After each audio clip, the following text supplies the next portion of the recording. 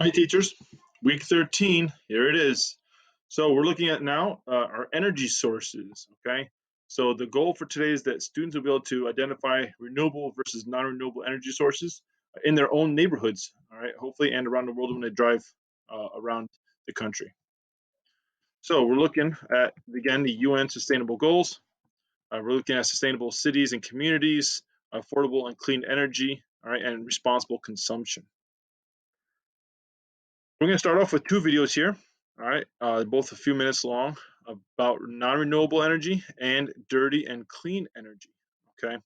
So first thing, they are different, right? Dirty and clean does not necessarily mean renewable and non-renewable, okay? We know what renewable and non-renewable are like coal, oil, natural gas, right? And nuclear are non-renewable, right? Once you use the sources up, they're gone.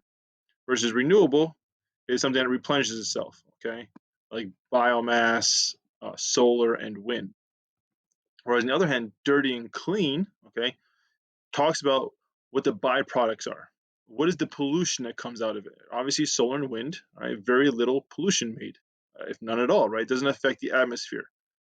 Versus coal and oil, right? We know that they produce a lot of carbon monoxide. So there is a difference there because nuclear is an interesting one. Nuclear is a non-renewable.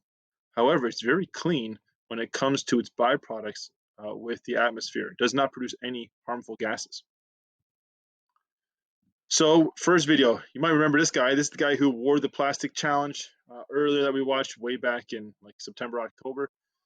He's doing a video about being green and some of the lies that were fed from the media or lies that were fed from big corporations because ExxonMobil does not want to go green because that means the use of less oil. So it isn't interesting. He's doing a lot of facts with numbers and statistics to talk about how going green makes sense. Okay. So after you've watched that, talk about these three questions with your students. Okay. And one of them is, do your parents ever talk about going green? Is that a discussion point ever around your table? Do they see that in the news?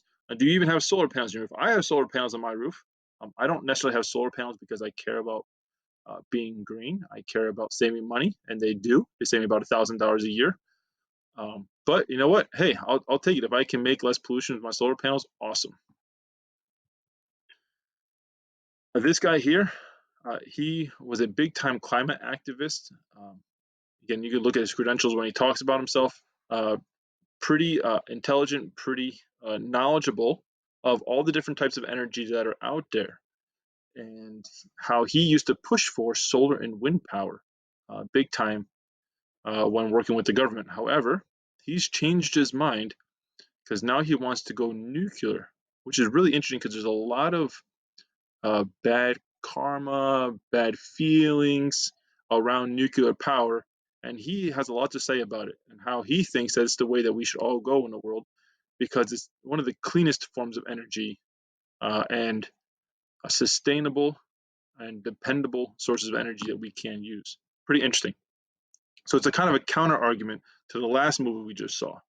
So have a debate now between your two choices, right? Should we go wind and solar with batteries maybe as backup, or should we go this nuclear route?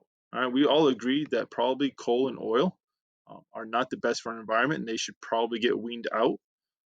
But how do we fix that? Like, we need a permanent, long-term solution. Which one should that be? So have a discussion with your students about that. Okay, what are the pros and cons? And if they got to choose, all right, for America, what system we would use, what would they pick? Week 13, all right, there's a series of 5 questions that the students need to answer for their challenges, okay? So we want them to identify what kind of energy source do they use to heat their house, okay? Do they use natural gas, electric, or oil, okay?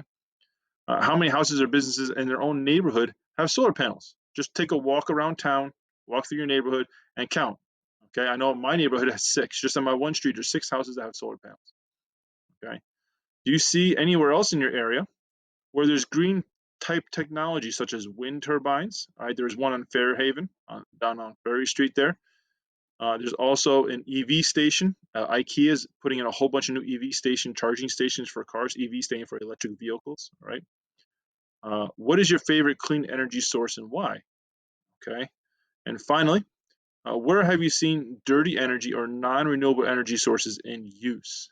Okay, have you seen these anywhere? Like my personal house, I heat my house with wood.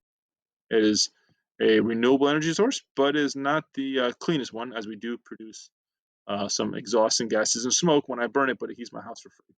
So in that case, it's very nice for me. That's week 13, guys. Have some good discussion with your students.